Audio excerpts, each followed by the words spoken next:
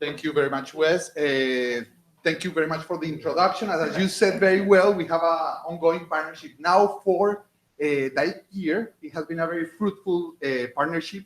We have been using this platform with American Society of International Law, given the fact that to the Academy on Human Rights during this period of time come many of the most prestigious scholars around the world. They join us. So we want not only to have a class experience, but also to be able to communicate to the Washington, D.C. community about many of the issues, the expertise that comes to Washington. It's unique, and that's why we have been able then to join forces to be able to better inform many different audiences on these particular issues. The Washington College of Law, American University, has many initiatives in the field of human rights law. One of them is, of course, the Academy on Human Rights and Humanitarian Law, and the program of advanced studies that takes place during 3 weeks, and also the LLM in Human Rights and Humanitarian Law that we host. Many of our students are here, and we are very glad to hear that they will be able to join the American Society with this great discount.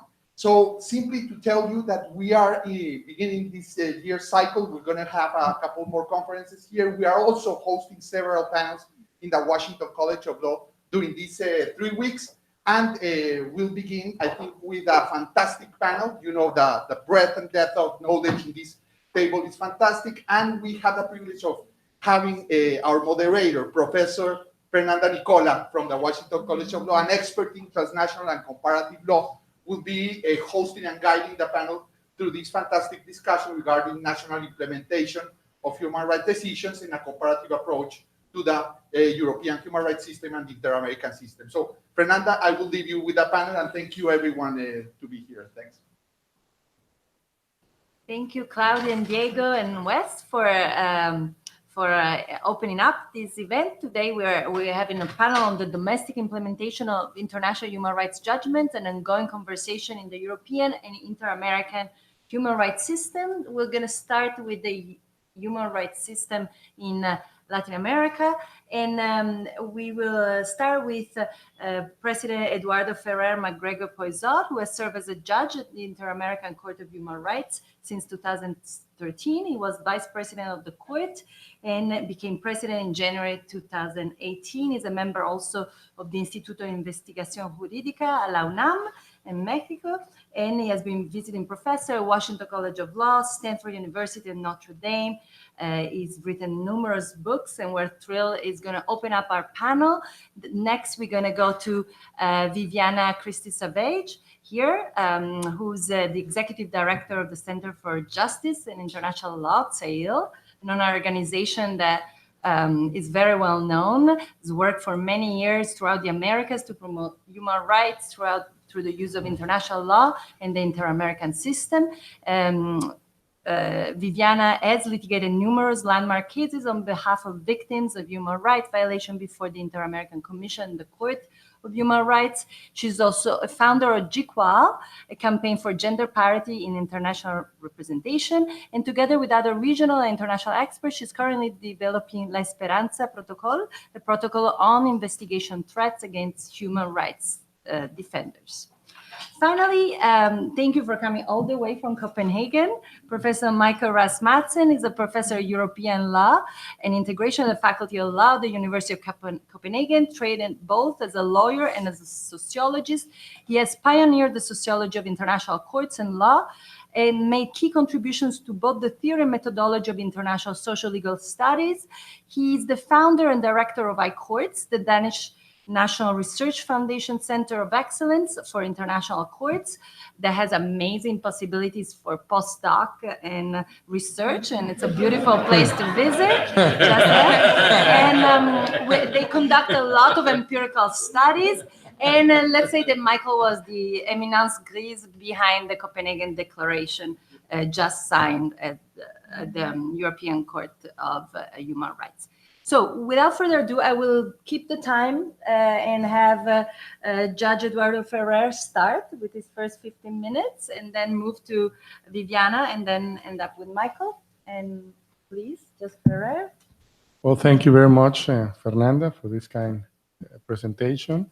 It is an honor, Viviana and Michael, to be with you in this panel. And it is my great pleasure and honor to give him the opportunity to speak at today's conference on domestic implementation of international human rights judgment and ongoing conversation in the European and the inter-American human rights systems. Thank you. My students are here, and some of my friends also. Carlos Ayala, the professor Carlos Ayala is here also. And thank you very much to the American, the Academy on Human Rights and Humanitarian Law of the American University College of Law. Thank you for the Association of International Law also, and thank you very much, co-directors Claudia Martin and Diego Rodriguez Pinzon for this kind invitation and special opportunity to address this audience today. Let me emphasize the fact that today's lecture takes place at a key moment, not only for the inter-American system, but also for the European and universal system of protection of human rights. Indeed, last year we marked the 40th anniversary of the entry into force of the American Convention on Human Rights and the creation of the Inter-American Court, as well as the 70th anniversary of the adoption of the Universal Declaration of Human Rights. Additionally, this year, the Council of Europe and the European Court of Human Rights celebrate 70 and 60 years of existence, respectively. Last July 2018, the court especially dedicated its 125 period of regular session on the commemoration of the 40th year of our convention and the creation of the court. The inaugural act included words by Carlos Alvarado Quesada, President of Costa Rica, as well as a keynote address given by Mr. Antonio Guterres, Secretary General of the United Nations. The presence of both the President of Costa Rica and the United Nations Secretary General was a major sign of the clear support of the highest level of the institutions of the Inter-American system for the protection of human rights. Similarly, during that week, a productive dialogue between the African Court of Human Rights, People's Rights, and the European Court of Human Rights and our Inter-American Court took place at the headquarters of the Inter-American Court, which the tribunals of these three constitute committed to maintain a constant multi-regional relationship with the object of strengthening and promoting human rights. This was the first time that the three regional courts of the world, share experience, points of view, and objectives regarding the successes and challenges of the present and future. As product of this dialogue, on 18 July, the first joint declaration between the Human Rights Tribunal, the Declaration of San Jose, la Declaración de San Jose, was signed, and I think that's a very important first step for a permanent judicial dialogue.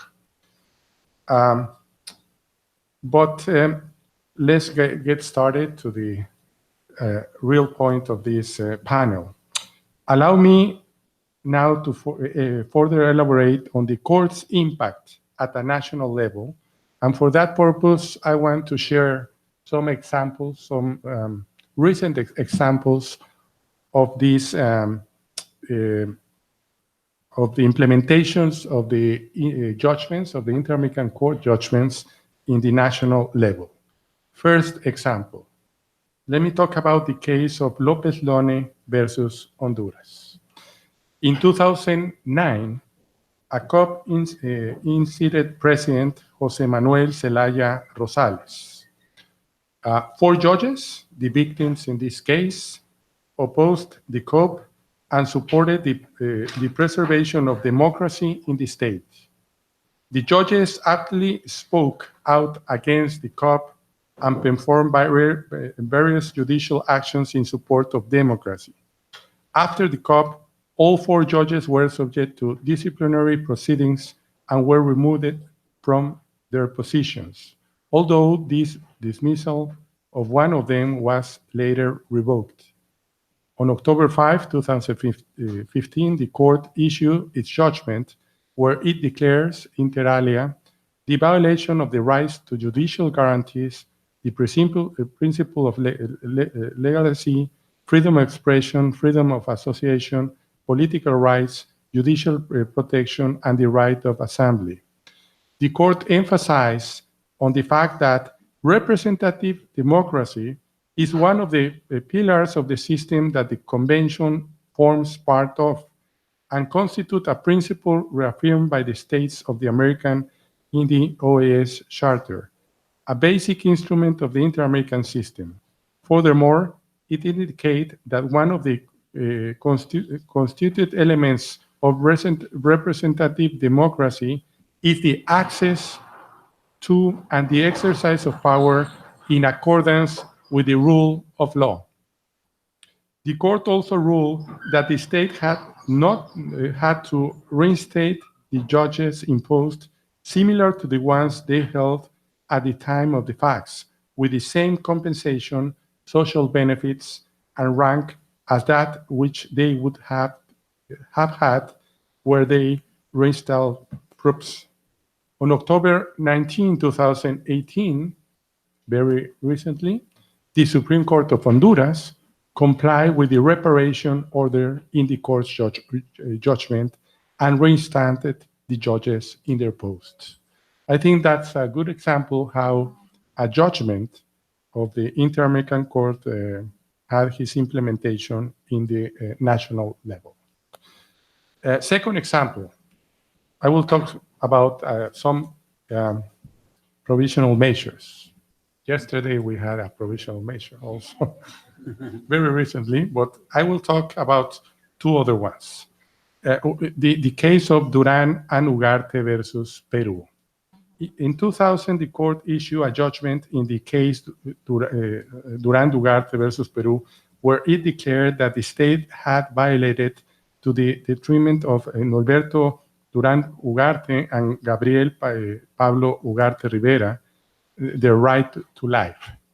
The victims were detained by charges of terrorism at the El Frontón penitentiary, Penitenciaría El Frontón Central, when it was demolished by the Peruvian Navy forces in order to subdue an uprising based on the circumstances that surround the rights subdued, mainly regarding to the disproportional use of the force by Peruvian Navy and the fact that for 14 years the whereabouts of Norberto Ugarte and Gabriel Pablo Ugarte Rivera have been unknown. The court concluded that their lives were arbitrarily deprived by Peruvian authorities in violation of Article 4 of the American Convention. In that framework, the judicial proceeding carried out to investigate the killings in March 2016, 4 judges of the Constitutional Court of Peru issued a decision declaring a previous judgment of 2013 partially void, in particular the specific part where each state that the crimes had not constituted crimes against humanity. These 4 judges were then brought before the Congress and were subject to a constitutional indictment where they could have risked to be disqualified from office. As a result of this, on December 11, 2017, the victims' representatives request a provisional measure and ask the court to guarantee the judge stability in their posts. These measures were requested in the framework of the court's proceeding monitor compliance with its judgments. On December 17, 2017, the former president of the court adopted urgent provisional measures where he ordered the provisional state to immediately suspend the indictment proceeding initiated against these judges. The decision was later ratified by the plenary of the court on February 8, 2018. The court especially ordered the state to fill the proceeding of constitutional indictment initiated against these 4 judges of the Constitutional Court in order to guarantee the victims of the case of Durant and Ugarte the right to access to justice without any interference. This court's decision was of great importance since it serves the purpose of protecting the independence of the Constitutional Court's judges during these difficult times in Peru, where several former prime ministers were and currently are being investigated and criminally prosecuted for corruption, also causing a serious crisis within the judicial power. Related to this example, I go to the third example. If I have time, yes, I have some time. In 2000, well, Fujimori's pardon. In 2001, the Inter-American Court of Human Rights issued a judgment in the case of Barrios Altos versus Peru, a very important case in the history of the jurisprudence of the court. In this case, regarding to state responsibility for the killing of 15 people and the wounding of another 4 by members of the Colina paramilitary group, as well as for the failure to investigate and bring to justice those responsible for these crimes. In 2006, the court's issue is ruling in the case of La Cantuta versus Peru and declared that state's responsibility for the enforced disappearance and extrajudicial execution of 9 students and a professor at the National University of Enrique Guzman and Valle La Cantuta by members of the Colina paramilitary group, as well as for the failure to investigate and bring to justice those responsible for this crime. Both cases are still at the stage of execution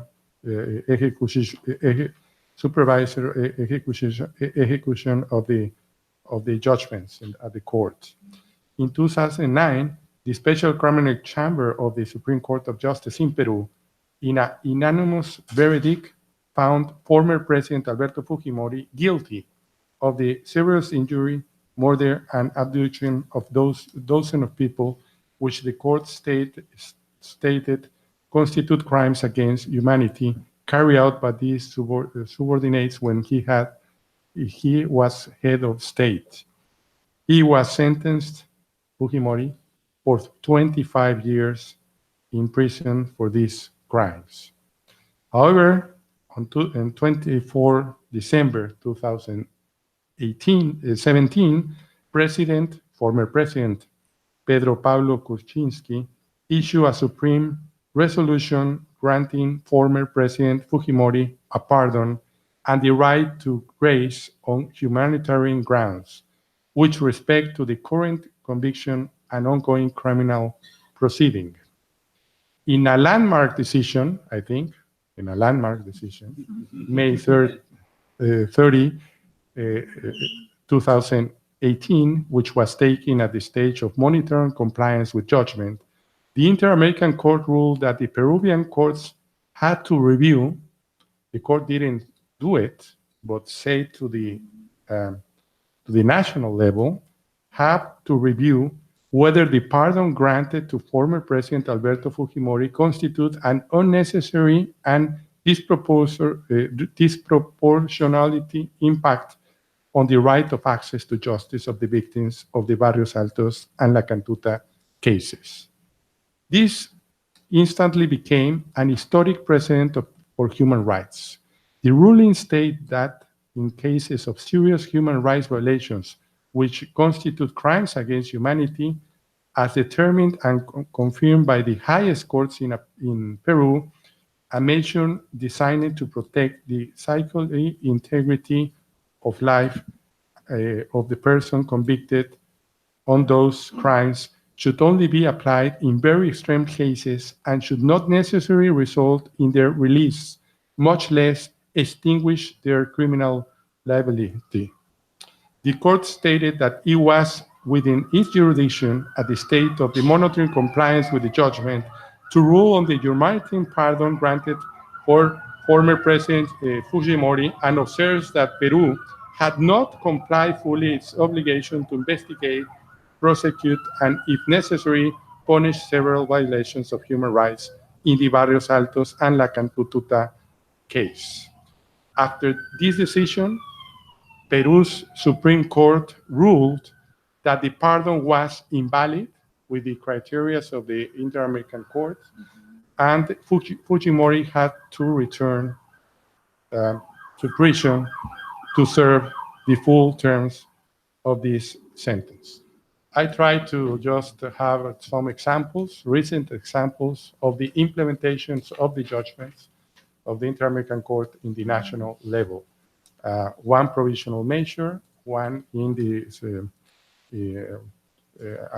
a judgment, and the other one in the stage of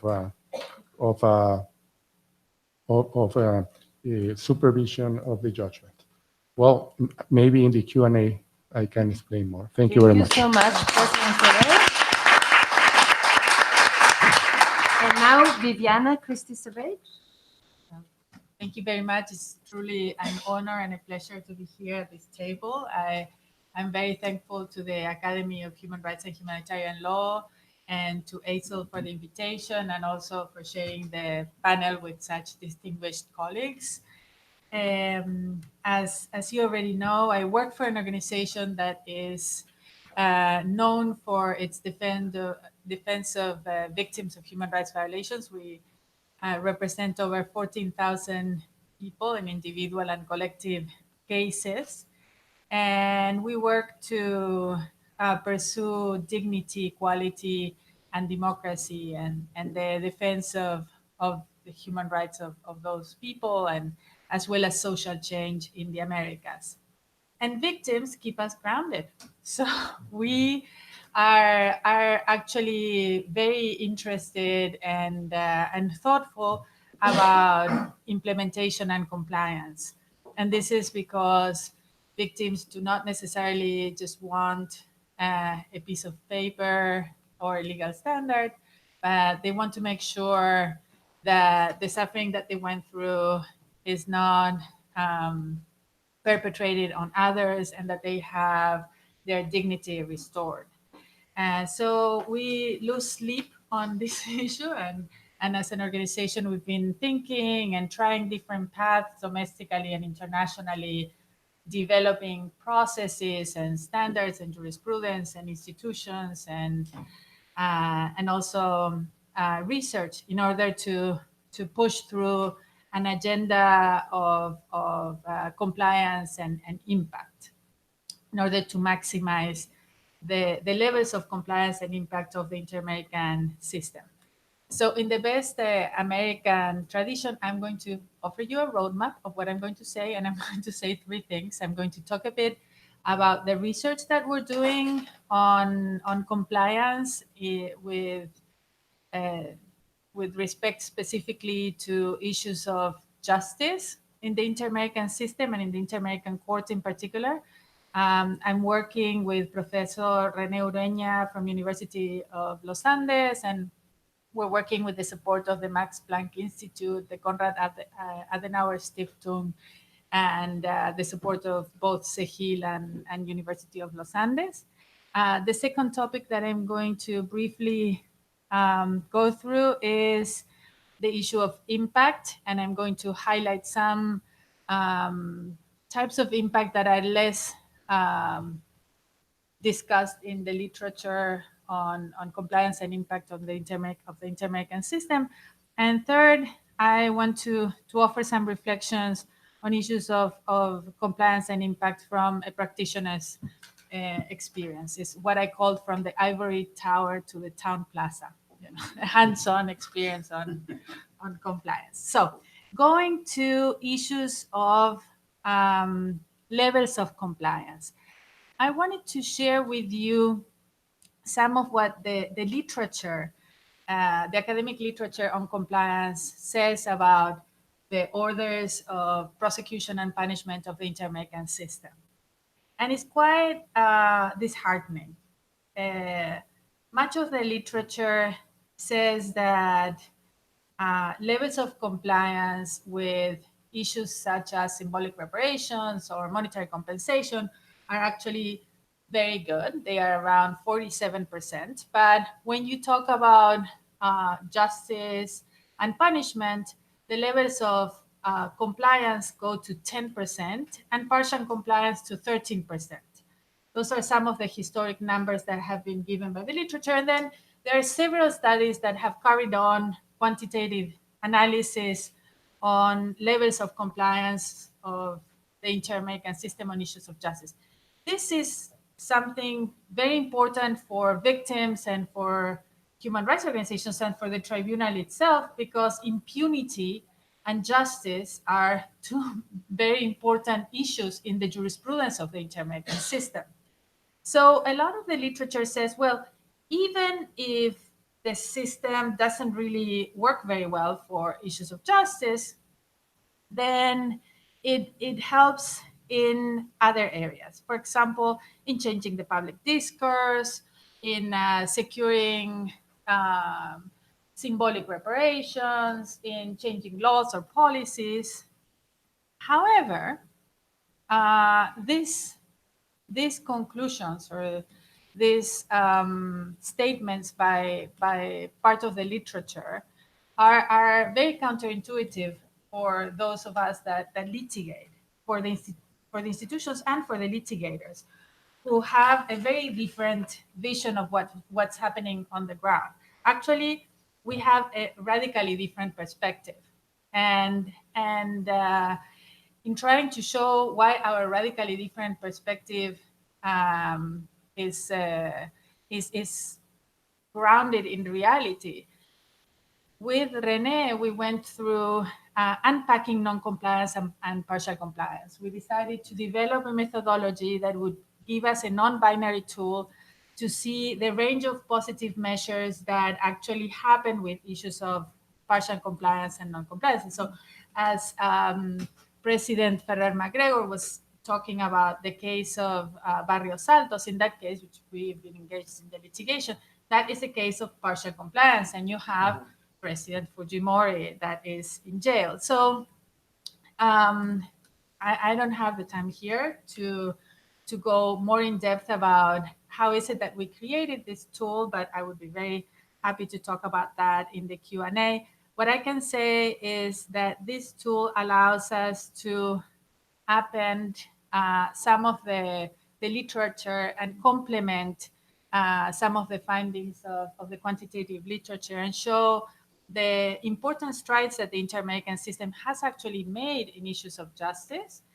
And some of our preliminary findings show that cases move forward when the Inter-American Court makes decisions, that the number of material and intellectual perpetrators are prosecuted more and at higher levels when the Inter-American system intervenes, and that supervision mechanisms matter, that the follow-up that the Inter-American Court does helps actually create a better dialogue with domestic actors and ends up increasing the levels of compliance and impact.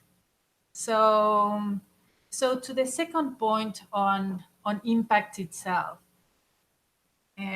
part of the I'm running because I don't want to be.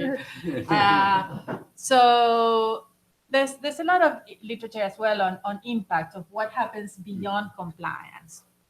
And I wanted to highlight maybe three aspects that are not necessarily captured by part of the literature, but is part of the lived experience of many of us, Professor Carlos Ayala and Claudia Martin and Diego Rodriguez and all of us that have litigated before the Inter-American system, is the fact that the Inter-American system has actually changed the history of some countries. And that's a pretty radical thing for an international human rights court. But I think it needs to be said and it needs to be on paper, because it is a totally different beast, our Inter-American Court. It has served a very important political and social purpose in the history of Latin America. The second issue is that, and this is more weaved into the academic literature, is the fact that the Inter-American Court has changed the narrative of some of the human rights violations domestically, creating a record and impacting the official and the social truth-telling and history of the country. And a third experience is something that all of us that litigate have seen firsthand, which is that the Inter-American system has served in many cases, and I'm not saying in all cases, but in many cases, to allow people that have had a soul crushing experiences to recover their voice and become leaders and members of the human rights community and very active leaders for social change. So they went from victims to true human rights defenders. I think the case of Helen Mack is one of those incredible stories, but also is the story of our friends and colleagues, the Sister Molina Thyssen. Third, I want to say something more about impact and compliance in practice, and I want to stress that compliance and impact are very difficult to understand without looking in depth to how the Inter-American system is weaved into our social and political and legal fabric domestically, and how victims and organizations are buttressed in their search of justice and dignity and equality by how these inter-American processes work, and how public officials and members of the administration of justice and even social movements have found allies in the inter-American system in supporting the rule of law and democracy. And this obviously varies across time and countries and topics, how this magic and not so magic of implementation and impact happens. But I wanted to say that and stress that implementation is not a linear path. It's not a one-size-fits-all formula. And sometimes it's an iterative formula. It's done in taking into account what's happening domestically, but also building on the history and the legitimacy of what others have done before or are doing in the country at a specific moment. So, for example, the Inter-American Court was helped by what the Inter-American Commission did during the Fujimori years in Peru, because then when the judgments of the court came, there were a set of allies that were very much invested in carrying forward, the torch of human rights and implementing the decisions of the court. And one of the missing links of the story of implementation, I think, is victims and the human rights movement. I think victims, and Judge Ferrer has said it in many different fora, but I think victims explain the unexplainable, explain this persistence, this love, this principle that goes across decades in searching for the disappeared and searching for justice and searching for equality. Not like, well, this happened to me, this disappearance happened to me 30 years ago, I'm going to forget about it. It's like, it's part of this restlessness that comes with trying to repair your own rights and trying to overcome injustice and indignity that fuels a lot of what happens domestically. And so, to conclude, I just want to say that that part of what happens and the impact of the system cannot be understood without the integrity, the autonomy, the independent thinking, and the creativity of the judges and the commissioners themselves. I think that they have shown a level of independent thinking, of autonomy in devising an international system that fits the needs of our region. and the size of the institution. And that has been critical for compliance and for impact in our region. And now we are in a juncture politically, as in many times been in the Americas. And so my hope is that in the coming years, we're not only going to understand this area of law better, that we're going to have better empirical research, better sociological research, better historical research, but also that we are still going to be able to preserve what made the system outstanding for ensuring the promises made in our constitutions and in our human rights treaties. Thank you so much, Juliana.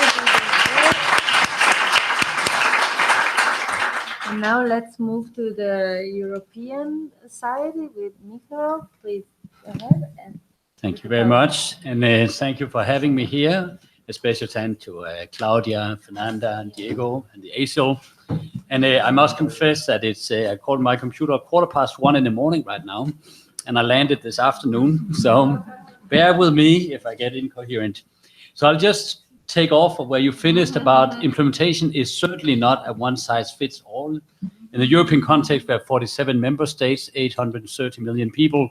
So it would be the most naive thing to believe that you could even assume that. And secondly, the last point you made, and that's also what you made in the beginning, Gregor, that finding the system that fits the region.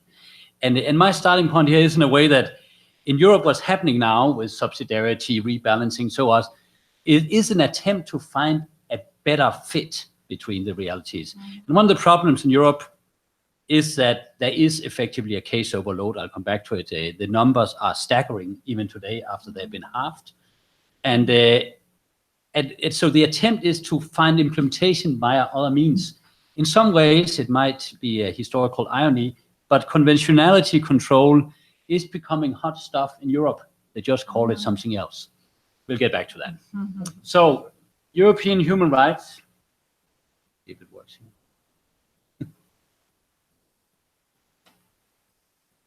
Here we go. Yeah. So, the European human rights system, as we know today, is of course an attempt to fit a new reality. There was one before with a commission and a court that resembles very much what we have in San Jose, and that system worked in a way very well. It had very high compliance rate. And it didn't have that many cases. It still had more than the Inter-American Court has today. But it was overall a functioning system. In the aftermath of the fall of the Berlin Wall, there was essentially three processes that changed everything for good. One of them was, of course, that you enlarge Europe to the wider Europe. There was it's a very bold move by the Council of Europe because you didn't make any conditionality. You took in new member states without conditionality. In other words, you would democratize them as you went by. Secondly, you closed down in the same move the Commission and made it a single institution of human rights without an intermediary institution that could do sort of the diplomacy, pick and choose what went before the court. Now everything went before the court. In a way to make things worse, at the very same historical moment, you embedded, or in legal terms, you incorporated the convention and national legal orders. So you got a deep embedment, meaning that as a citizen, I could claim the convention directly before my domestic courts. If you add these three things together, you have, if not a recipe for disaster, you're certainly going to have a lot of cases. Because it's just in a little country like my home country, you could see a staggering number of references to the convention overnight by incorporating, then add all the other member states and the systematic problem in some of them. So what you got very rapidly was a lot of cases. And the new court came in effect, you can kind of guess when it happened. So in the 1990s, this court delivered 30 decisions. A decade before that, it delivered roughly 8. Go a decade back, in the 1960s, it delivered 10 decisions in 10 years. So the growth in decisions is manifest. It is actually much more than what you see here, because at a certain point you start joining the cases. So when it reached like 1,500, it really reached like 3,500 cases judged per year. That's one thing. The other thing was that by the very processes of creating cases, you also got what was very well known, the case overload. So by roughly 2011, you had, according to these figures, 151,000 cases. That's not correct. You had more than 160,000 cases in the middle of the year, this end of year. And you can do the math yourself. If you're adjusting roughly 2,500 cases per year and you get this many incoming, you start to have a problem over time. And speaking directly to the subject of today, you got even more problems with compliance. In Europe, the compliance happens before the Committee of Ministers, and you have some numbers about the growth in non-compliance. And that's where you got this literature that said essentially that not partial compliance is the norm. It was not the norm before. There was a system that was grosso modo complied with. And today in Europe, I think there's only one country that's fully in compliance with the adverse decisions. It happens to be Denmark. That's one of the few proud things I can say about that in a moment. Okay, so if you add these things, these are systemic problems. These are, these are problems that a system that essentially doesn't really fit the reality. It is unable to cope with the transformations in justice and human rights that are occurring in this wider Europe. At the same time, the court is sort of on a dual track. Because it has a past, there's a past of a fairly sophisticated jurisprudence in very few cases. So it continues doing that. Sort of an ever-expanding corpus of European human rights law. At the same time, it's engaged with what essentially is a democratization process in a number of countries. And these are countries that, as we know, where the legal systems were deeply compromised during the communist era. So this transition to justice is at best halfway in many of these places. And when you have problems on traditional justice there, it goes straight before an international court. This is not rational, honestly, in any ways. There must be better ways of addressing that. So what you get, though, is a critique of the court. First from Russia, when they discover that their adventures to neighboring countries are brought before the court. It's new to the Strasbourg system. Historically, no one else has gone to war with the other member states before Russia. Sorry, Marina. But you also get it in other places. And it's a bit surprising, perhaps, to some that the critique you get comes from Britain, or for that matter, Denmark. And that the most famous declaration changing the system is from Brighton, with the beach chairs. So at Brighton is typically portrayed as a very critical moment in modern European human rights. It's typically associated with a sort of a scolding critique of the court. But in the declaration, after its renegotiation, after the politics had ran out, there is a basic idea that might not lead to better implementation. The basic idea, though, is one of subsidiarity. It's a principle that those of us who study EU law know very well. It's the idea that the most proximate institutions are better placed to make the decisions. It's a core notion of EU law, which happens to be never used in EU law, of course.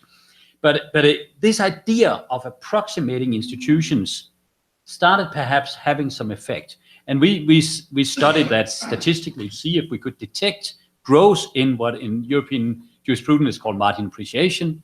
That's where you have the direct articulation. And what we found was that was indeed a growth in margin appreciation.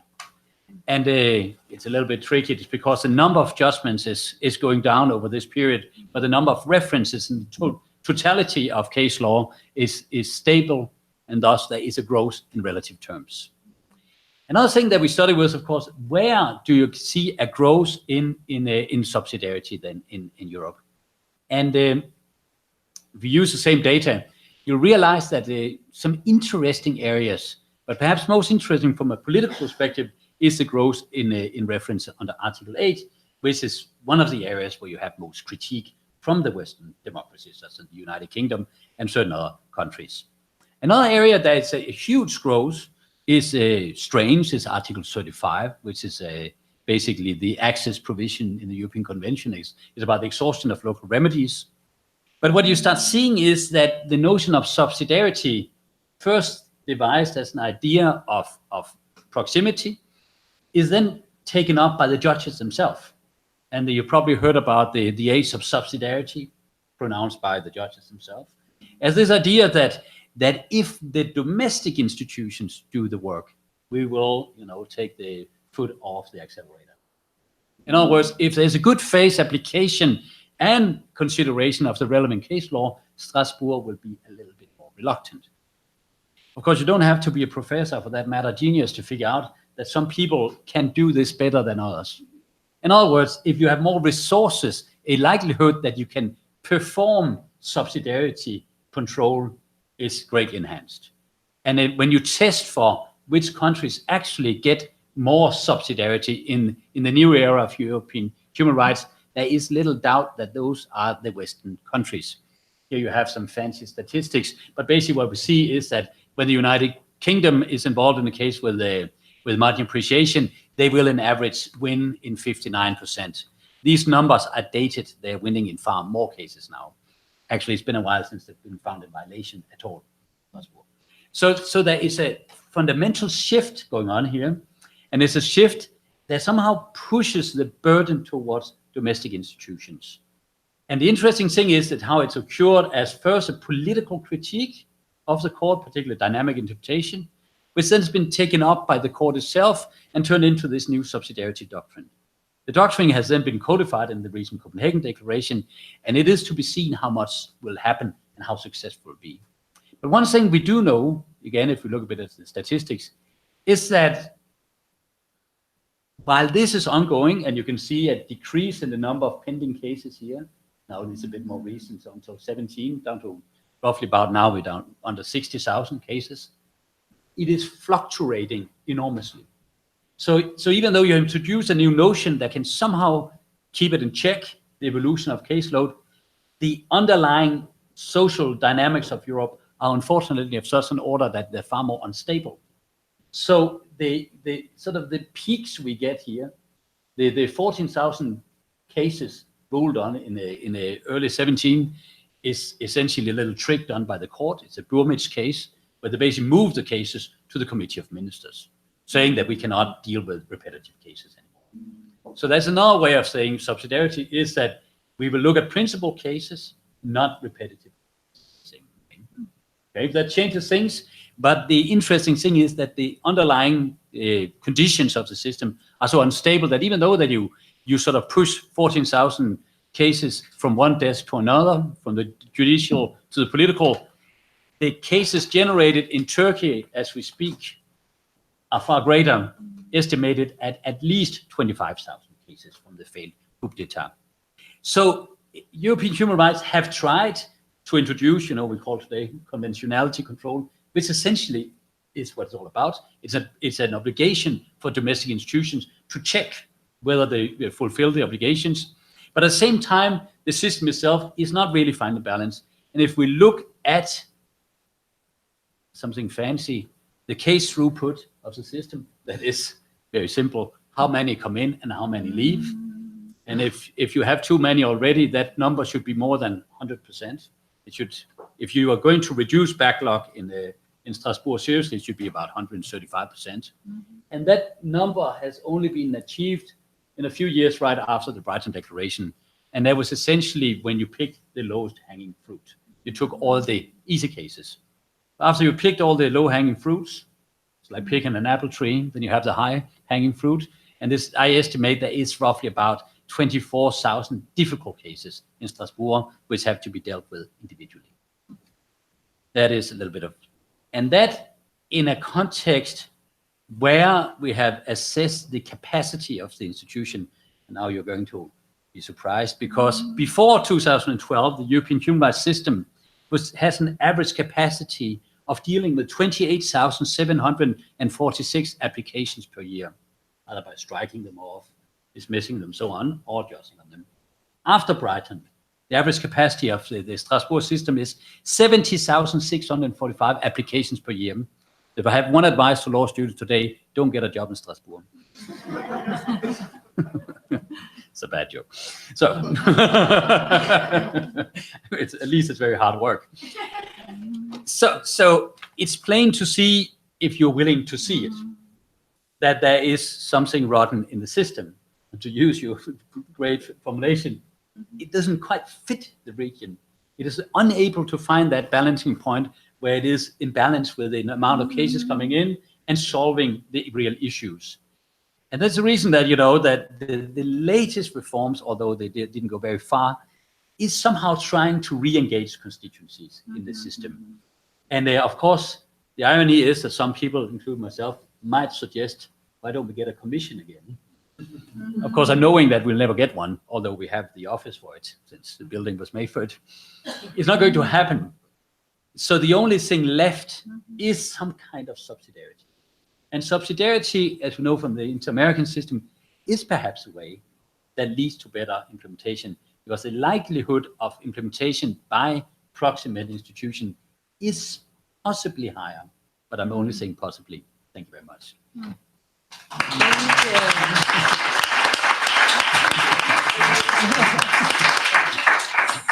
So we have a good half an hour for discussion, I think, right, until 8. So great. So we're happy to open up the floor to questions. We had 3 very different presentations, but fascinating in all their difference and different perspective of landmark decision versus the advocacy and victim approach to the more quantitative approach that Michael proposed, and especially with the idea that perhaps the European system should go back to the inter-American one, back with the commission, as I studied in 96, the inter-American court with the president of the commission, Michel de Salvia. But so let's open it up. If you have any questions to any of the panelists, or they engage with all of them. Do you have a question? Yes, I do. No, Okay. but just to keep the discussion going, I wonder, looking at Europe, whether you need a commission or whether you need a court or a different set of institutions that look at the underlying causes that you were saying that create that backlog. Like how does it compare with the inter-American system? Because the inter-American system sees a role of the court in reinforcing the democratic processes and institutions. So that's, I know that there will be much more questions, but I think. Yeah. Right, and let me take another question there in the back. And please introduce yourself if you can. Hi.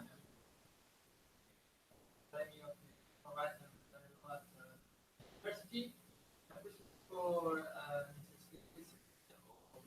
also president of the American Court. According to the, I disappointed at traumatized for the statement made by Paris State. So I am trying to return. Do you think that the margin of appreciation is possible in the American context? If it's possible, why? Why not? Great question. And we have one more here in the back, please. You believe that the inaction of the court of human rights with regard to the situation in Turkey at home?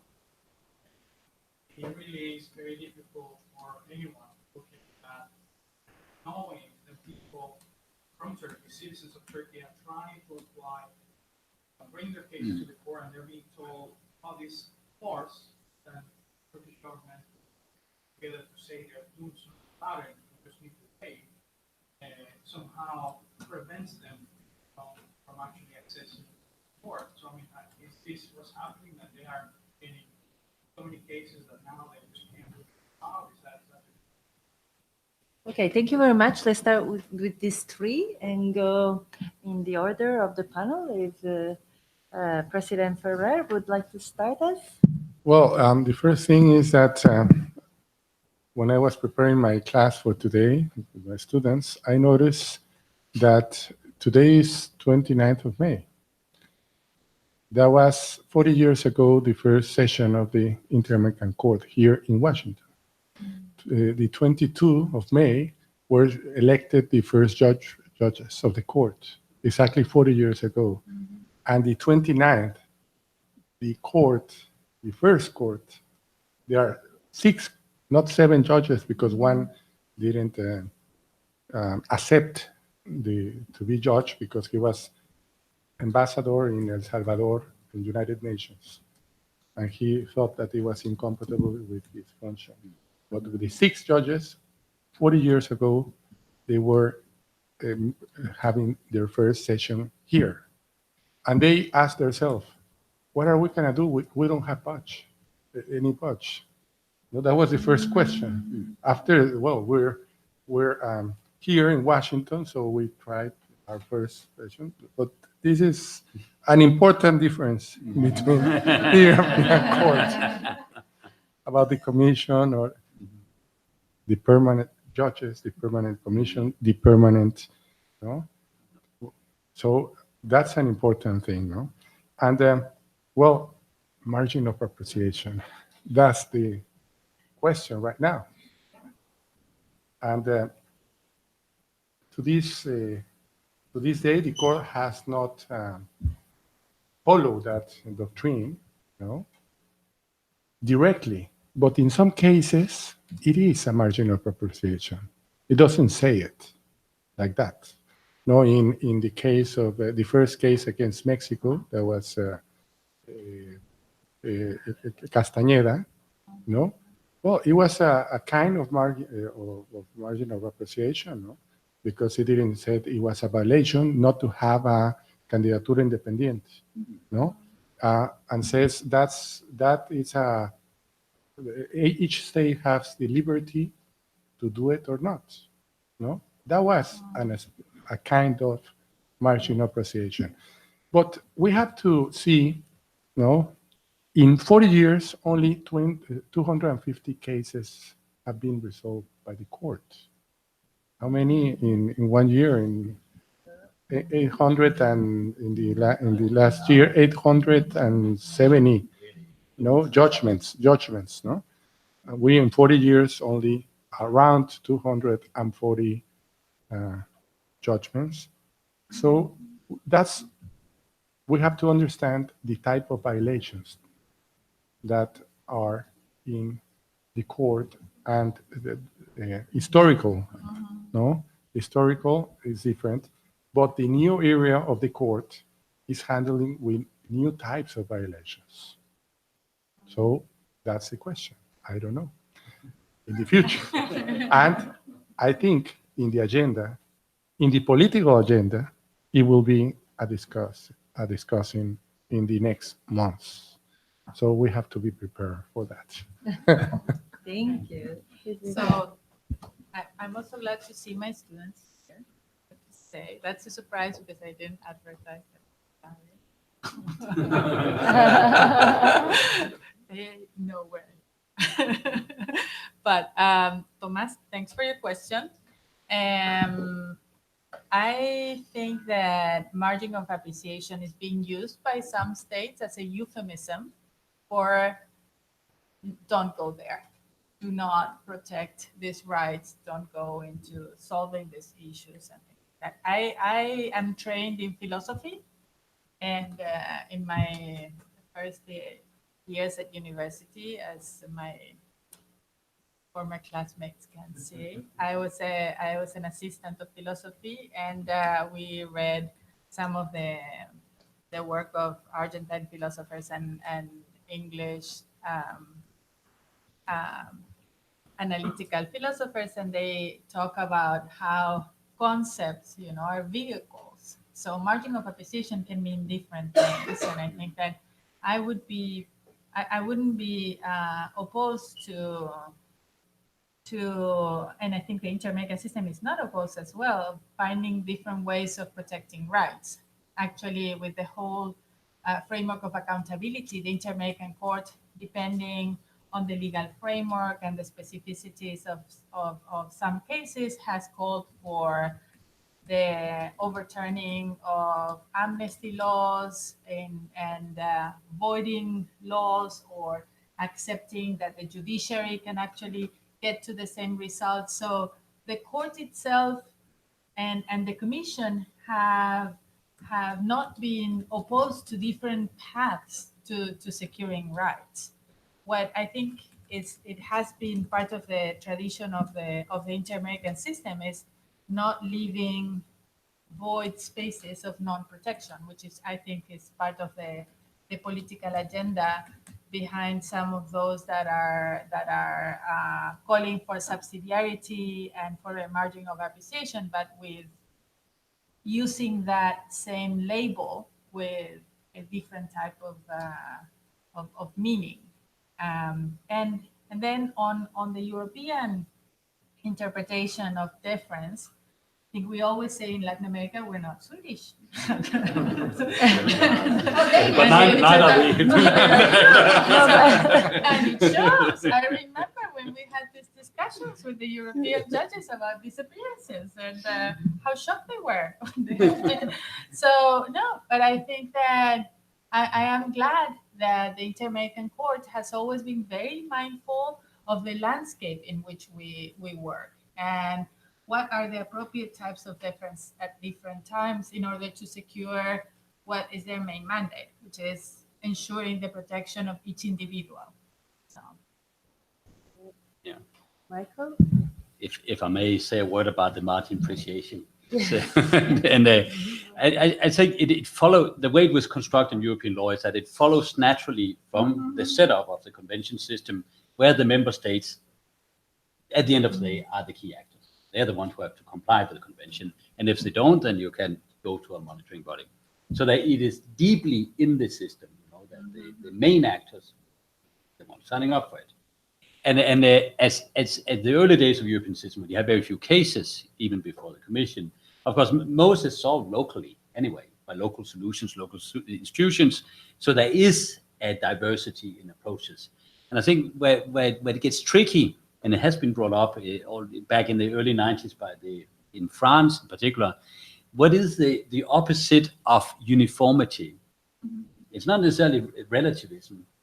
No, it is diversity perhaps, but within margins only. So it's a tricky question, but I would agree that I cannot imagine any legal system, an international legal system, that does not have some kind of subsidiarity. But of course, if you mainly deal with issues where there is no space for difference, but Europe would typically be Article 3 cases, well, there is not much subsidiarity given to Russia, as the statistics show, because of the nature of the cases. So it depends a little bit, but if you have a jurisdiction that goes so deep into more technical issues, the demand for margin becomes greater. There's no doubt about that. Then about the Turkey, the situation, where if I should be the devil's advocate just for 1 second, then myself afterwards. So of course, the reason that they don't take the cases in Strasbourg is, of course, they have to exhaust local remedies, Article 35. And then the way they have to exhaust them is through this special institution set up, in part as a reaction to critique from the various Strasbourg institutions. So Strasbourg is in a double bind. They have, imposed an institution that will have then to ignore. And they impose the institution as part of, the remedy for something else. So it is a little tricky. That being said, essentially what they're doing is a waiting game. The cases are coming no matter what. There is no one in the world expecting those local institutions to provide any serious remedy in this regard. And you see it's coming now. And the question is just, what are you going to do? Because there's so many cases. You can do, there are various tools, pilot judgments and so on. It takes forever, so it's not very interesting in this context. So my guess is that they're going to do something new. And they're going to be inspired by themselves, by the Burmage and the like. They're going to pool. It's probably the biggest joint case ever you're going to see, So because honestly, it's very hard to see any other solution if you want to do it with some kind of speed. But this raises a very fundamental question also to the whole identity of these systems, that the European system, as I said in the beginning, sort of transformed itself from being a general system with relatively few cases, pointing to very principled issues, to becoming one of individual justice for everyone of the 830 million people. And that everyone has the right today in the European court is, of course, overwhelming for the institution. So there's something at stake in Europe that you don't see in the inter-American system yet. It might happen. That is this clash between individual justice and what some people call constitutional justice. And this is entirely unsolved in the European context. Thank you. Yes, let's take another couple of questions. Please go ahead, Diego. Regarding the complaint,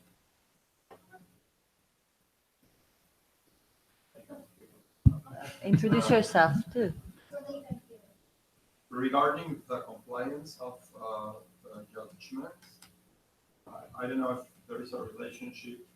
First of all, the first question would be, is there a difference between the Inter-American Court and the European Court regarding one of them being a supranational court and the other one an international court, which means that they are legal systems?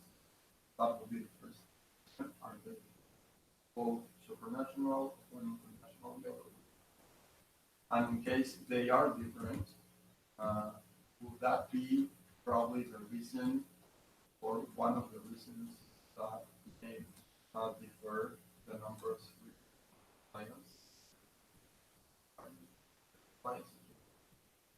Great, thank you. And please, the lady here.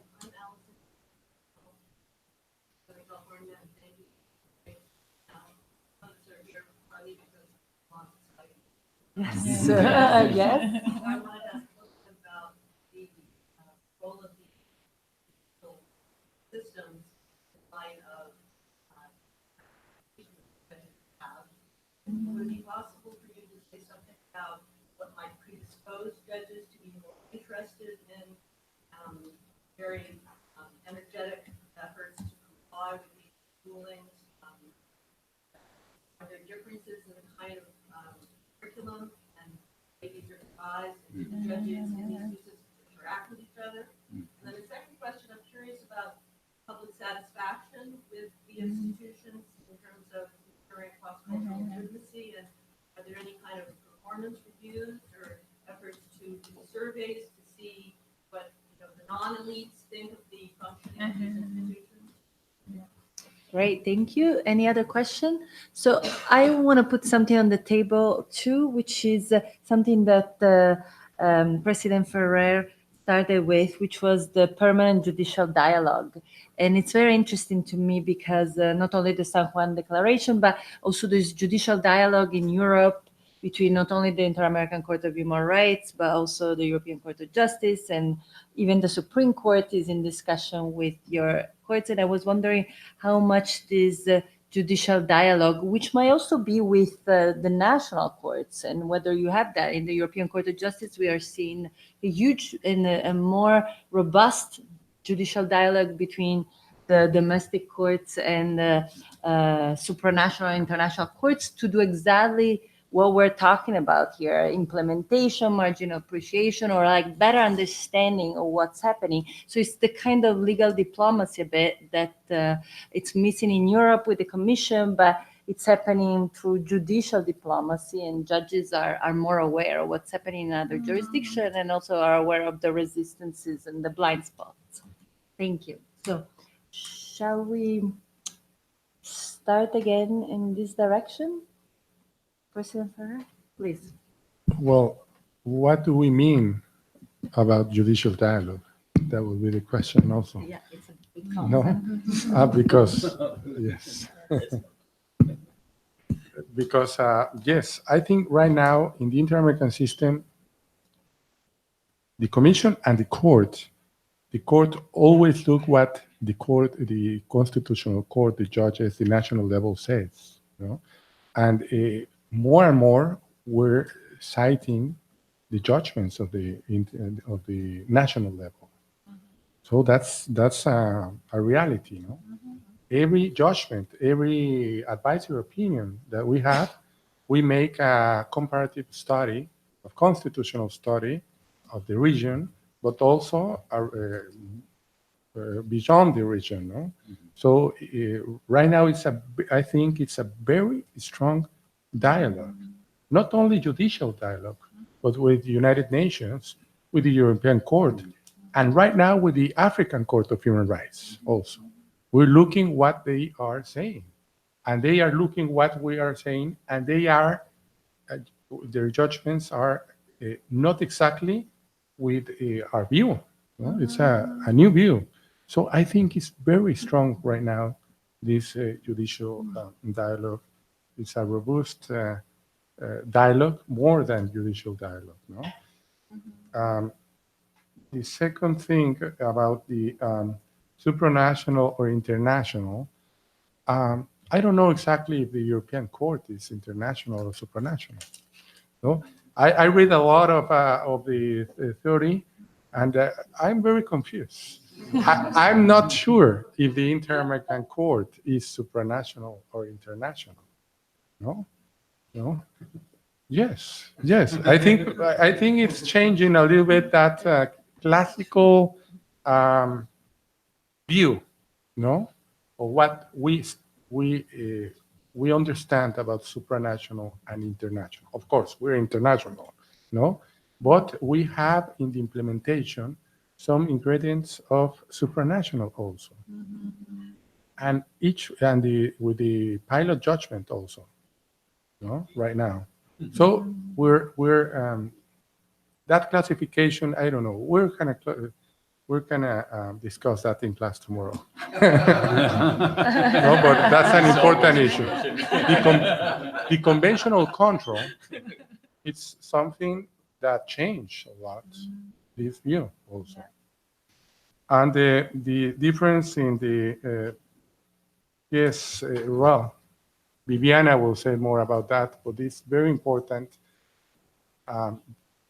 the elections of the judges, the elections of the commissions, and they have to know their backgrounds, no, their curriculum, and that's a very important point for what kind of court, what kind of commission do you want. But the key of that, the states have it right now, and I think social society is opening that, because right now there are. Last week there was a public, I think, for the candidates of the commission, but I was reelected and I had to come 1 year ago and have a dialogue with all the NGOs and the states also. But the NGOs right now are marking a new type of discussing about the backgrounds of the judges and commission. But Viviana, I'm sure she will talk more about that. Thank you. Viviana? Yes, I think I'm going to go to class tomorrow. So we can have a discussion, because I'm not sure whether I'm able to actually respond to you properly. So I won't. But if you want, we can discuss later about how the system works. I think it's very innovative and interesting what the Inter-American Court has done, and how it has developed a way of engaging and crafting orders so as to be more impactful, and how it has kept that dialogue within the parameters of its own normative framework. But yes, clearly I need to go to class tomorrow. And in terms of Alison's questions about the education of judges, I'm not really sure whether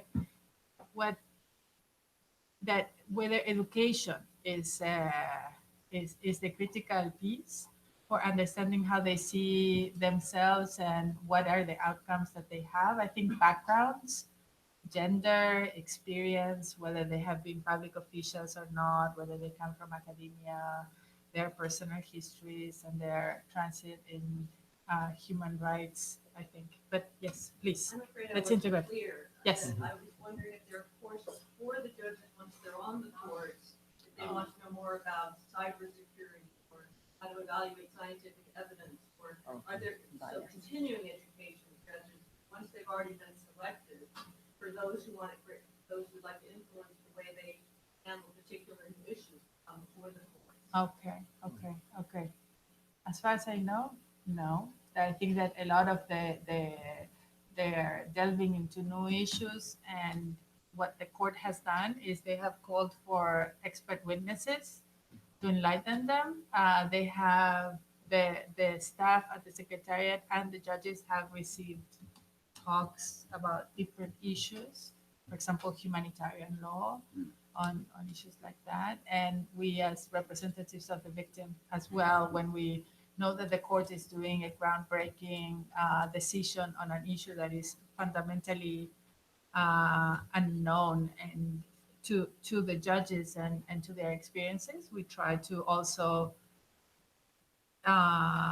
put forward a wide variety of expert witnesses and witnesses so that they can get a better sense of that. And in terms of, and then I think that there's a process of the judges incorporating some of the experiences of the court and looking at things from a different angle that comes from sitting at the commission and at the court. I've seen it happening with different judges and commissioners that have had a position, and then that experience transforms them and in many ways. And I remember, I know from Jesus Orozco to the commissioner from Guatemala.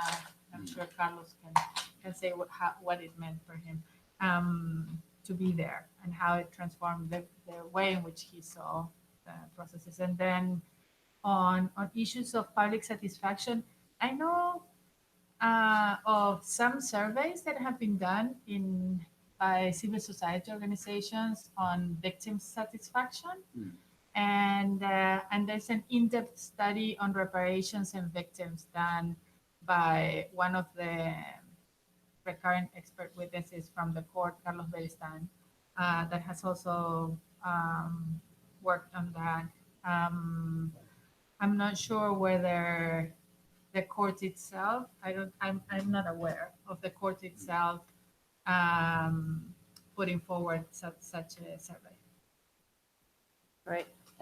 Michael, Yeah. the last word. Thank you. So starting with you, Diego, about, well, both courts are without a shadow of doubt international. That's, a good starting point. That's a safe one. Then in the case of European Court, it is clearly, legally speaking, not a supranational court, but it has de facto supremacy, it has de facto direct effect, it has ultra vires effect of its judgments, it has de facto conventionality, control, and really associated review.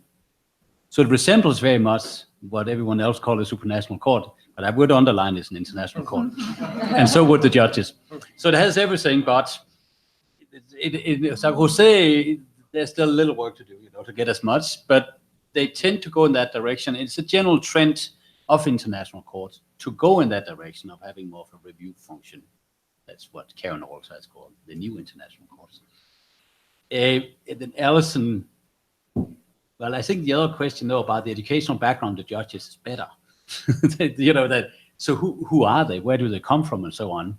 And we have studied that quite intensively. We have a database with all international judges, including the gentleman down here. And it's on it's under European data protection laws, so no worries. There's one publication actually in the journal, University of California, that I published about, it's called the Educational Capital of International Judges, where we explore 6 international courts. And what you find is, it's quite interesting that the backgrounds, whether they have international, it's really about how international are they, how international is international law. And what you find is actually in most European countries, as well as in most Latin American countries, you appoint people with the dominant degrees from their home country. While if you go to other places, Africa, the Caribbean, and so on, the majority of international judges will have their main degrees from abroad. There are many reasons for that. It's clearly a post-colonial setup. So you find that. It's very important, the relative internationalization. And when courts get in trouble over time, you tend to get more domesticated appointees. So you can follow these trends over time.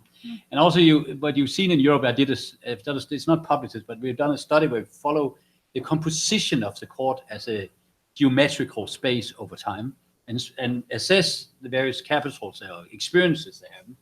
And what happens is that also that it changes from being far more sort of legal diplomatic, as I called it, attuned to international politics, diplomacy, to becoming deeply judicialized when it becomes this unitary court. And that changes the undertaking. Also the fact that in Europe it's a permanent court. So you have to give up your other little interests, such as being a professor, to become a judge. And that's what changes the game. About the public satisfaction, at the Law and Society tomorrow at 12:45, we'll present a pre-test of the largest survey ever about support for international courts. And it just to give you a teaser, what we do find is that most other people are wrong. That's a good starting point. That is that it's not how courts do it. It is not about legitimacy as such. It is about what courts do. In other words, what we find is that international justice is an extension of domestic politics. That is the same cleavages you have domestically that are projected to the international level. So actually, we surveyed in Britain and asked in what we call a survey experiment, some people that at the domestic court did this, a European court did it, and it didn't matter which court did it. What mattered was whether, in this case, it was about some highly controversial issue, expulsion of foreign criminals, and so on. It was a subject matter. And that is a major finding because the most scholarship actually assumed it was all about procedural legitimacy, in the tradition of certain social legal studies. About the elite perception, another colleague, Bashar Kali, it wrote a paper about where they studied elites, how elites' ideas about international courts and justice are pervasive in general ideas. It's unsurprising because all surveying we've done in Europe, where it's one of the places where we have international courts the longest, people are unable to distinguish between the Court of Justice of the EU and the European Court of Human Rights to this day, including journalists at The Guardian. So it underlines that very much people like myself and other experts in the area are the ones providing that knowledge. And finally, about the other question about the education, there are a few institutions for it. There's the Brandeis Institute of International Courts. We've also hosted that. And then there's a number of tailored classes. And then there's something unique about international courts is the interaction with academia. There's far more interaction of international courts and academia than domestic courts, which is the European Court of Justice, for instance, has weeks off to go and see academia. So it's integrated in the practice.